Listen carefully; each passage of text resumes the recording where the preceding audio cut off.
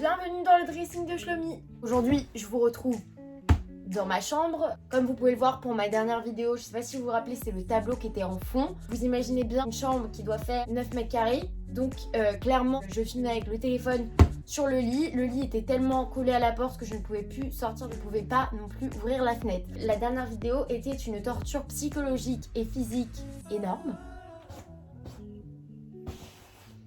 Ça va être une vidéo qui va parler de ma passion ultime, les sacs. Chaque anniversaire, chaque fête, je demande à chaque fois un sac. Que ce soit à mes amis, que ce soit...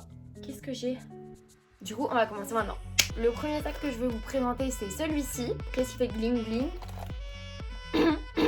Bah, je pense que je l'utilise comme une tirelire apparemment. Je l'ai acheté sur Pretty Little Thing. Franchement, clairement, c'est une petite imitation bien faite du Jacquemus. Je le porte souvent à la main parce que je le trouve hyper élégant. C'est vrai que le seul problème, c'est qu'il a qu'une seule anse. Donc, vous voyez, il y a des petites écailles comme ça. Je pense qu'il n'a pas dû me coûter plus de 12 €.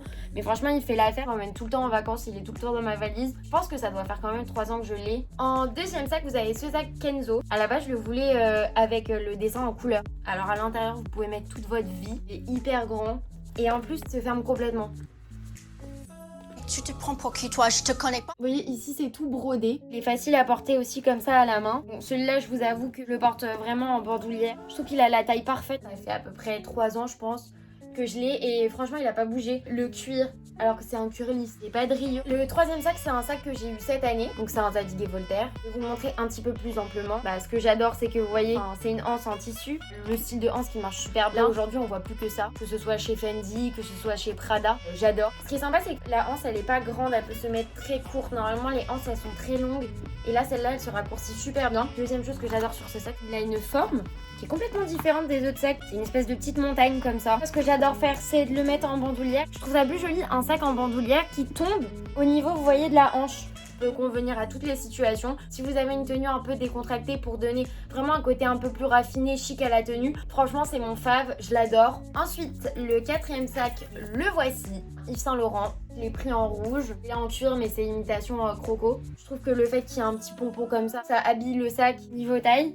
Je trouve qu'il est un peu long. Ce qui m'avait montré à la base une autre manière de porter le sac. Normalement on m'a dit tu peux le porter comme ça, il n'y a pas de souci. Bon, ça se trouve je le fais pas du tout bien et c'est ça qui a déchiré le sac. Vous voyez ici, ça appuie vachement à ce niveau-là et je pense que c'est ça complètement qui l'a ruiné au niveau d'ici. Je vous avoue que normalement je fais hyper attention à ce sac. Je fais très attention à ce qu'il soit dans une pochette, qu'il soit tout seul, qu'il soit pas à la lumière. Je pense que ça c'est un investissement dans le temps parce que les marques de luxe comme ça on se dit voilà c'est très cher sur le coup. Mais je sais que c'est un sac que je vais garder vraiment toute ma vie. Les sacs comme ça c'est intemporel, surtout si vous prenez un modèle classique. Du coup pour le dernier sac, donc le cinquième, je vais vous présenter celui que j'aime trop. Tada! Alors c'est un Kenzo, il est noir en cuir lisse, il y a des grosses coutures orangées un peu jaune. Celui-là c'était il y a 2 ans. Si vous voulez un sac d'une marque prestigieuse, regardez parce que parfois il y a des vraies bonnes surprises. Kenzo ils font des sacs qui sont juste magnifiques et franchement c'est des prix qui sont ultra raisonnables par rapport à d'autres marques. Ils ont des prix qui sont hyper abordables et je trouve qu'à chaque fois les sacs ils sont juste magnifiques. En plus la qualité elle est ouf, vous voyez c'est du cuir lisse et je le mets vraiment super souvent celui-là. Et franchement, il a rien. Ce que j'adore dans ce sac aussi, c'est le fait que vous avez une fermeture éclair, mais vous avez aussi un petit clapet comme ça. Si vous voulez pas du coup le fermer avec la fermeture éclair, vous pouvez le faire avec le petit clapet. Si vous voyez un petit aimant. Comme le Zadig, il tombe super bien. Il est trop beau. Donc voilà, c'est la fin de cette deuxième vidéo. J'espère que vous avez kiffé. N'hésitez pas à vous abonner, à liker. Je vous dis à la prochaine fois.